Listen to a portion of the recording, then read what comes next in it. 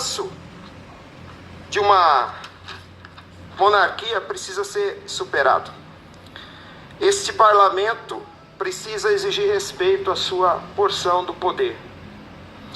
E eu convoco o senhor, senador, e aos demais políticos que estejam nos ouvindo aqui, senadores, deputados, a lei não está recebendo a proteção devida na ação direta de inconstitucionalidade proposta por Raquel Dodge.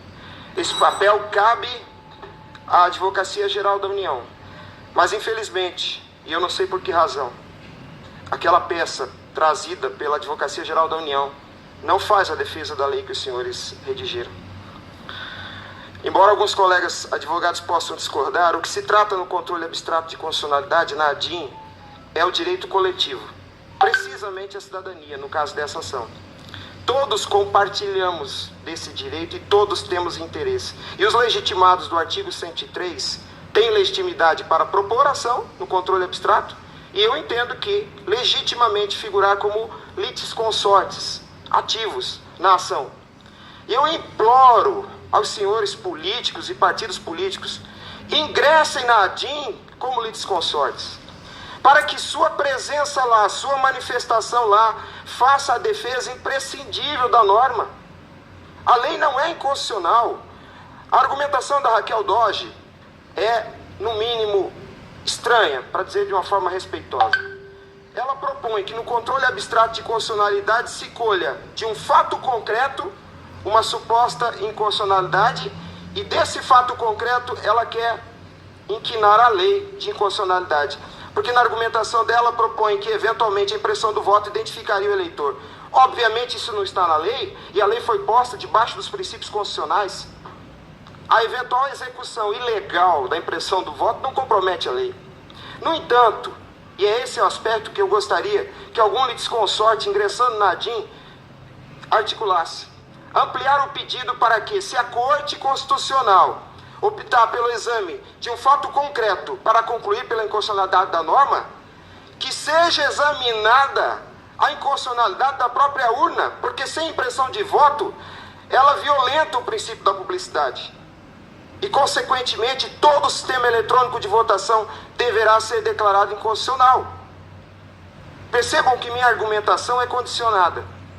A lei que permitiu a implementação do sistema eletrônico de votação não autorizou que se violentasse o princípio da publicidade. Havia de se encontrar um equipamento que respeitasse os princípios jurídicos. No entanto, a urna que conhecemos como é hoje, sem a impressão do voto, sem a produção da prova física, ela violenta o princípio da publicidade, a democracia e a república. O voto impresso vem para sanar essa arbitrariedade, essa teratologia. Mas, se a Corte Constitucional acolher o argumento de Raquel Dodge, optando por colher da execução da lei a inconstitucionalidade da lei, que para mim é um absurdo, essa linha supostamente exegética, se a Corte optar por isso, ela deve declarar inconstitucional o sistema eletrônico de votação, porque o instrumento usado hoje, ou seja, a execução daquela autorização legal de uso do sistema eletrônico, esse instrumento é inconstitucional, porque violenta os princípios constitucionais. Eu peço, senador, considere isso. A Associação Pátria Brasil disponibilizou uma peça de ingresso. Obviamente os senhores são muito bem assessorados, poderão acrescentar. Não há custo nisso.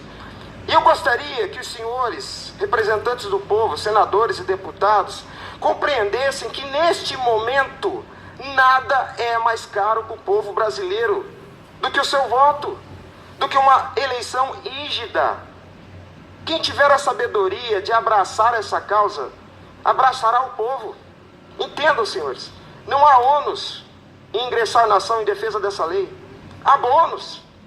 E por incrível que pareça, não encontramos ninguém até agora disposto a defender a norma, enfrentar as alegações de Raquel Dodge e fazer a discussão sobre esse mau uso do controle abstrato de constitucionalidade. Por fim, a lei que regula as eleições determina ampla fiscalização. E para os senhores terem uma ideia, ela determina que o fiscal deve estar a no máximo 1 metro do voto que está sendo apurado. Obviamente se referindo à cédula. Mas entenda a gravidade disso. Todo Toda ordem normativa que regula as eleições põe como imprescindível a mais ampla fiscalização. E a restrição, qualquer restrição que seja, da fiscalização implica na nulidade da eleição. Ou seja, os fiscais hoje que se colocam no entorno da urna eletrônica não fiscalizam nada. É absolutamente restritiva a urna. E os senhores cidadãos e fiscais de partido que fiscalizarão as eleições, os senhores têm o direito de que esse ato administrativo seja compreensível. Agora 1 minuto. Porque o princípio da constitucionalidade, o princípio da publicidade, o princípio constitucional da publicidade determina a publicidade, e essa publicidade deve ser compreensível a qualquer cidadão. A lei das informações, no artigo 5º, determina que a informação deve ser prestada de forma clara e compreensível. Qualquer cidadão posto como fiscal dentro da sessão eleitoral deve ter à sua disposição meios que lhe permitam fiscalizar se o voto dado está sendo atribuído com o devido respeito e tratado com o devido respeito. Então, o sistema como é, veda e restringe a fiscalização. A impressão do voto, a produção da prova física é imprescindível. E se não houver tempo, disponibilidade prática para colocação dos módulos impressores, deverá ser exigida a cédula de papel. É imprescindível. Muito bem, muito bem.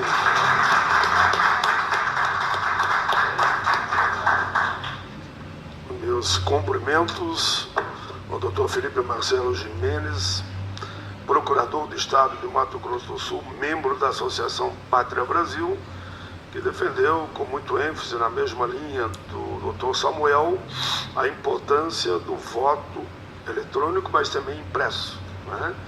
E inclusive se propondo a encaminhar uma ação nesse sentido, e tenho certeza que, já que números, a ampla maioria de deputados e senadores assim votaram, e inclusive derrubaram o veto, darão um apoio à sua iniciativa. Isso eu tenho certeza, por conhecer essa caminhada. Agora eu vou passar, eu lhe cumprimento porque ficou exatamente no tempo, viu? Quando deu lá o último segundo, você concluiu nos 20 minutos também.